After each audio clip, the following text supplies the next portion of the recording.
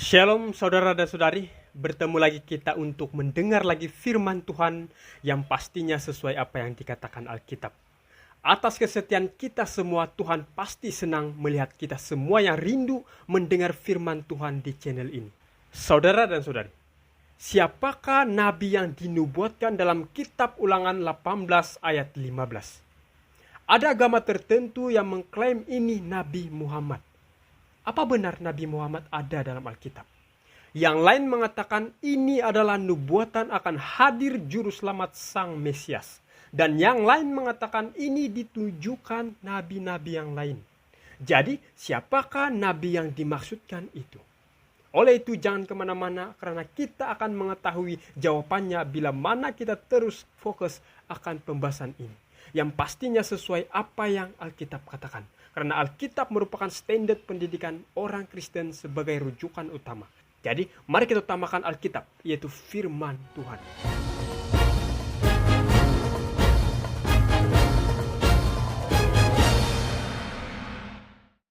Seorang nabi dari tengah-tengahmu, dari antara saudara-saudaramu, sama seperti aku, akan dibangkitkan bagimu oleh Tuhan Allahmu. Dialah yang harus kamu dengarkan.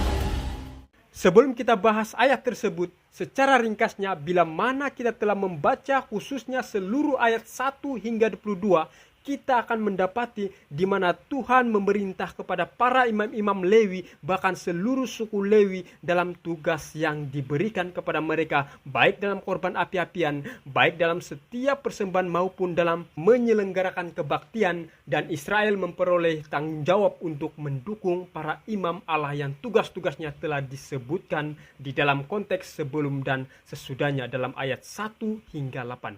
Dan setelah itu, di ayat 9 hingga 22, di mana Musa memerintahkan pembersihan dari semua orang yang memberikan nubuat palsu, termasuk nabi palsu, agar tidak mendengar dan tidak mengikuti kebiasaan dari bangsa-bangsa kafir yang tinggal di sekitar mereka. Dan itu merupakan kekejian bagi Tuhan. Dan Tuhan memerintah mereka untuk tetap hidup sesuai dengan panggilan Tuhan. Oleh itu, Allah sendirilah yang akan mengkhususkan nabi-nabi untuk mengetahui hal-hal yang berhubung dengan masa depan dan kehendak Allah sendiri. Dan di dalam kaitan itu, Musa mengemukakan ketetapan tentang seorang nabi yang akan dibangkitkan Tuhan. Nah, kembali kita di ayat Ulangan 18 ayat 15, apa yang mau dikatakan di dalam Ulangan 18 ayat 15 ini? Mari sekali lagi kita renungkan dan baca. Seorang nabi dari tengah-tengahmu, dari antara saudara-saudaramu, sama seperti aku, akan dibangkitkan bagimu oleh Tuhan Allahmu. Dialah yang harus kamu dengarkan. Nah, kalau kita perhatikan ayat ini, Musa mengulangi apa yang difirmankan Allah kepadanya di ayat 18. Perhatikan. Seorang nabi akan kubangkitkan bagi mereka dari antara saudara mereka, seperti engkau ini. Aku akan menaruh firmanku dalam mulutnya, dan ia akan mengatakan kepada mereka segala yang kuperintahkan kepadanya. Nah, kalau kita perhatikan bagian ayat ini dikatakan seorang nabi di tengah-tengahmu dari antara saudaramu. Yang seperti engkau. Seperti engkau di sini adalah seperti Musa. Namun, ada agama tertentu dengan penafsirannya mengklaim bahwa nabi yang dimaksudkan dalam ayat tersebut adalah nabi mereka. Apapun penafsiran itu, kita tahu Alkitab merupakan standar pendidikan orang Kristen sebagai rujukan utama. Apapun yang kita tafsir, apapun yang kita dengar, apapun yang kita anuti, apapun yang kita percaya, pertanyaannya, apakah itu atas dasar Alkitab? Jadi, mari kita utamakan Alkitab. Dikatakan seorang nabi di tengah-tengahmu, di antara saudaramu. Apa artinya? Siapakah di tengah-tengah Bani Israel? Di tengah-tengah Bani Israel berarti bukan di luar Bani Israel. Sekali lagi, di tengah-tengah Bani Israel berarti bukan di luar Bani Israel. Untuk mengetahui siapakah nabi di tengah saudara-saudaramu, kita perlu ketahui dahulu saudara-saudaramu itu siapa. Kita harus kembali kepada ayat 1 pasal yang sama. Perhatikan, pasal ini membicarakan tentang imam-imam orang Lewi, seluruh suku Lewi. Jadi, kalau begitu, arti di tengah-tengah saudaramu itu adalah di tengah-tengah Bani Israel, yaitu di antara saudara-saudara Lewi. Nah, ada 12 suku Israel. Dari Lia, Ruben, Simeon, Lewi, Yehuda, Iskahar, dan Zebulon. Dari Bilha, Dan, dan Naftali. Dari Zilpa, Gad dan Asher. Dan dari Rahel, Yusuf dan Benyamin. Jadi, nabi yang dimaksudkan akan bangkit di antara 12 suku Israel adalah di antara saudara-saudara Lewi. Jadi, jelas ayat ini menubuatkan bahwa seorang nabi lahir di tengah-tengah Bani Israel dan bukan di luar Israel. Nah, ada juga yang sempat mengklaim dan menafsir sehingga mereka mengatakan nabi yang dimaksudkan dalam ayat tersebut adalah Ismail. Dan Ismail itu moyangnya bangsa Arab, tetapi salah. Karena jelas firman Tuhan katakan nabi itu di kalangan 12 suku Israel, yakni keturunan Yakub. Tidak ada hubungannya dengan Ismail. Sekali lagi dikatakan di kalangan Israel, berarti bukan di luar Israel. Jadi yang dikonteks di sini adalah kaum Lewi. Maka nabi ini harus lahir dari saudara Lewi.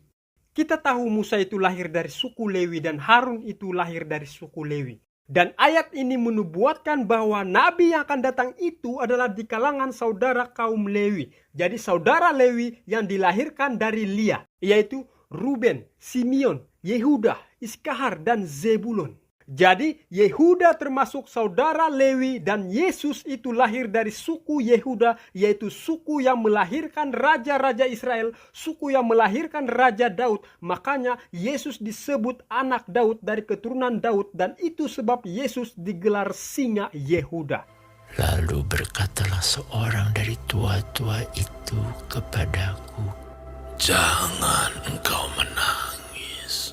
Sesungguhnya singa dari suku Yehuda, yaitu tunas Daud, telah menang, sehingga ia dapat membuka gulungan kitab itu dan membuka ketujuh meterainya."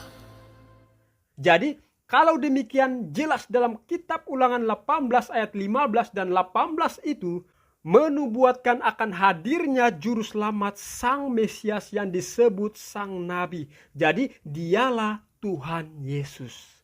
Lalu dikatakan Nabi itu seperti engkau. Engkau di sini adalah seperti Musa. Nabi itu seperti Musa. Nah, kenapa Yesus disamakan seperti Musa? Apa kita masih ingat ketika Yohanes Pembaptis di dalam penjara? Ketika dia menyuruh murid-muridnya bertanya kepada Yesus. Lalu menyuruh murid-muridnya bertanya kepadanya, "Engkaukah yang akan datang itu? Atau haruskah kami menantikan orang lain?" Dalam perjumpaan Yesus dan orang-orang Yahudi, dia sering ditanya, "Adakah engkau nabi yang akan datang itu? Apakah engkau adalah nabi itu? Ataukah kami harus menunggu yang lain?" Jadi di dalam pengharapan orang Yahudi, Mesias yang akan datang itu akan disebut Musa baru. Musa yang kedua setelah Musa pertama. Karena orang Yahudi sudah tahu benar mengenai ayat Ulangan 18 ayat 18. Mereka sendiri sudah banyak mempelajari kitab sehingga mereka masih bertanya, "Adakah engkau nabi yang akan datang itu? Apakah engkau adalah nabi itu ataukah kami harus menunggu yang lain?" Jadi nampaknya pengharapan orang Yahudi sesuai apa yang mereka pelajari dalam kitab Ulangan 18 ayat 18. Namun ada orang yang menafsirkan nabi yang seperti Musa itu apa? Apa itu enggak persis dengan Musa? Lah kok bisa? Yesus tidak punya istri. Musa punya anak istri. Dan Musa punya ibu bapak secara wajar. Sedangkan Yesus punya ibu saja, bapaknya di surga. Karena itu nabi ini harus bukan Yesus. Apakah harus mencari kesamaan yang persis barulah itu nabi yang dimaksudkan? Nah, harus kita ketahui ada dua hal tentang konteks kesamaan. Yaitu kesamaan khusus dan kesamaan umum. Jadi kalau ada orang katakan nabi itu harus nikah sama seperti Musa, harus punya ibu dan bapak dan sebagainya, bahkan kita yang mendengarkan pada saat ini ada yang sudah menikah, bahkan kebanyakan kita semua mempunyai bapak dan ibu. Nah, ini disebut kesamaan secara umum. Bila ayat itu katakan nabi itu seperti Musa, ini berbicara mengenai kesamaan secara khusus. Jadi harus ada kesamaan khusus. Kesamaan khusus yang sebagaimana? Kesamaan khusus yang menunjukkan bahwa dia nabi dan misi yang khusus, misi yang sama, yaitu misi pembebasan. Dia nabi misi yang khusus, yaitu misi Exodus, misi perlepasan, misi keluaran. Jadi, siapakah nabi yang memiliki misi perlepasan, misi keluaran? Siapakah dia?